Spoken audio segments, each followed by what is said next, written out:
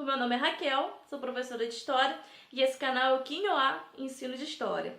Na aula de hoje nós vamos abordar um pouquinho mais sobre os diversos povos africanos. Essa aula foi um pedido de diversas pessoas que entraram em contato comigo através das várias redes sociais e pediram para Vamos lá?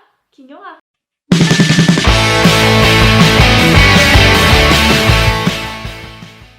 Na aula de hoje nós vamos estudar povos africanos e também vamos destacar e ressaltar a diversidade cultural da África.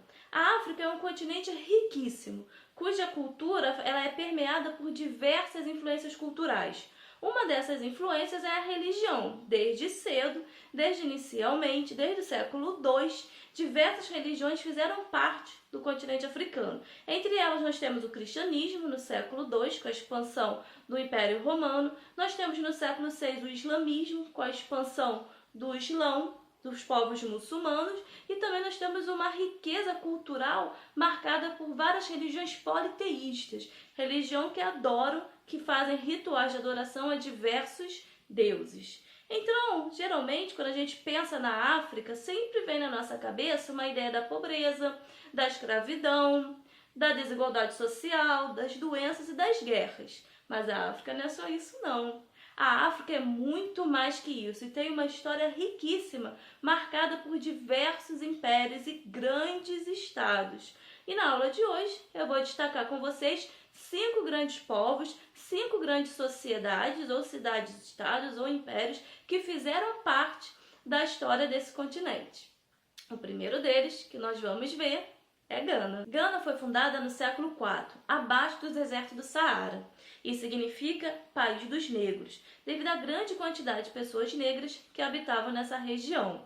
Gana teve um vasto território, dominou uma vasta região, até porque tinha um poderoso exército que dominava os diversos povos no seu entorno. Um dos povos que fez parte do território de Gana, fez parte do império, é o Sonenque. Além disso, a palavra Gana era um título que era concedido à autoridade máxima desse império. E como autoridade máxima, ele era o principal representante dos ancestrais e ele também era o responsável por realizar diversos cultos de adoração aos diversos deuses que as pessoas acreditavam nesse império. E o mais interessante de Gana é que a sucessão ao trono, a sucessão de quem iria ocupar o cargo de autoridade máxima, era realizado através da linha feminina, através da matrilinealidade, ou seja, eram os descendentes da mulher, eram os descendentes da linhagem feminina que assumiam o trono. Legal, né? O segundo império é o Império Mali. Ele foi formado no século XIII e teve um poderoso exército. Um exército tão poderoso que conseguiu dominar o Império Gana, o império anterior, por completo.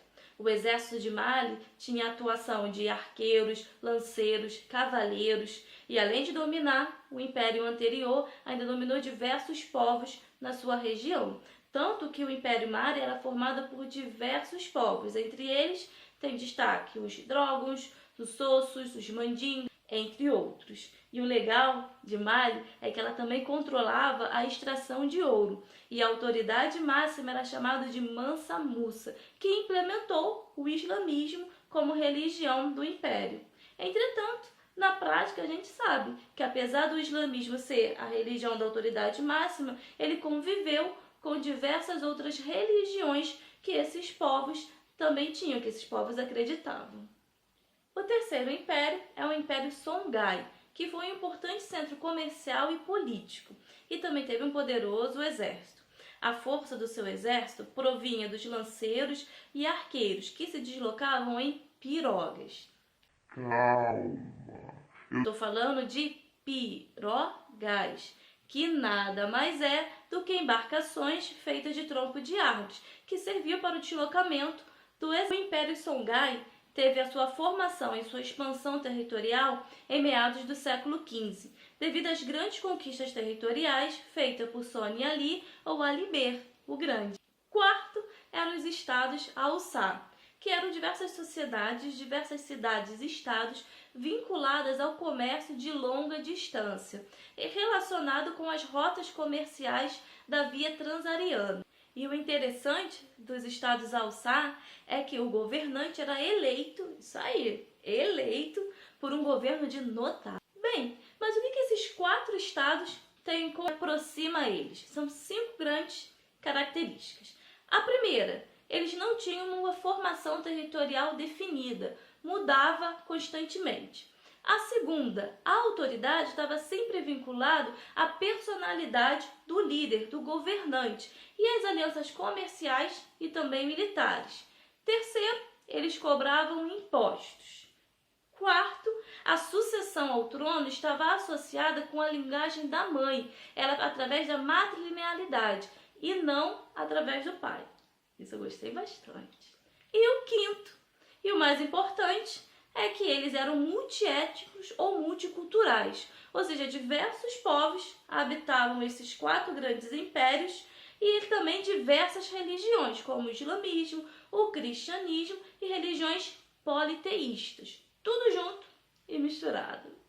E por último, os povos bantus, o quinto povo que nós vamos estudar.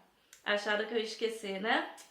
Não esqueci não. Eu deixei ele por último porque eu queria dar um destaque especial para eles. Por quê? O povo dos bantus é um povo importante para a formação da sociedade brasileira, porque a maioria deles foram trazidos como escravos aqui para o Brasil em meados do século XVIII. E é um povo muito interessante. É um povo que ficava no litoral do continente africano e ele estava intimamente associado com a dança, com o ritmo, com as festividades e, além disso, dominava a metalurgia. Então, quando essas pessoas, os bantus, que significam os homens, foram trazidos aqui para o Brasil na condição de escravo, eles vieram com toda a sua riqueza cultural, ajudando na formação do nosso povo, ajudando na nossa formação, trazendo batuque, trazendo a ginga, trazendo o ritmo, a música, que tanto faz parte, que tanto caracteriza o povo brasileiro. Então agora, vamos fazer uma revisãozinha, rapidinho? Na aula de hoje, nós estudamos 5 grandes povos africanos. O Império Mali, o Império Gana, o Império Songhai, os Estados Alçá e os Bantus. Vimos que eles 4 primeiros tinham características em comum e os bantus é importante para a formação da sociedade brasileira. Então agora nós vamos olhar a África com um outro olhar, numa outra perspectiva, porque a África ela é rica, ela é bonita, ela é colorida, ela não é só tristeza, só pobreza não. E ela tem muito a nos oferecer e tem muita história interessante a revelar. Ah, não se esqueça, curtir, comentar e se inscrever no canal também. E principalmente compartilhar esse vídeo para todos os seus amigos. Afinal de contas, o Quinhoá é para vocês e com vocês. Quinhoá!